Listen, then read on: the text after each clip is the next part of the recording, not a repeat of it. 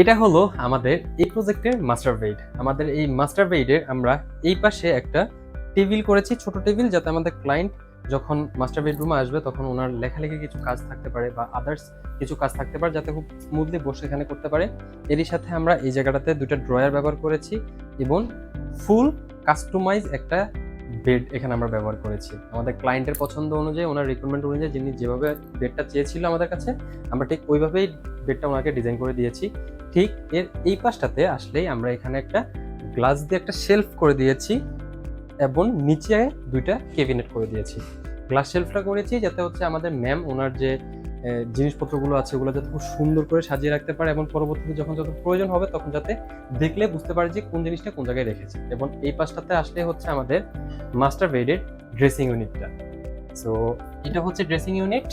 Dressing ইউনিটে হচ্ছে আমরা একটা মিরর ব্যবহার করেছি, মিররের পিছন থেকে আমরা হিডেন কিছু লাইট ব্যবহার করেছি, যার কারণে ওভারঅল পুরো ড্রেসিং ইউনিটটা দেখতে অনেক বেশি সুন্দর লাগছে। সো এই ছিল আমাদের এই প্রজেক্টের মাস্টার বেডরুমের ফাইনাল লুক।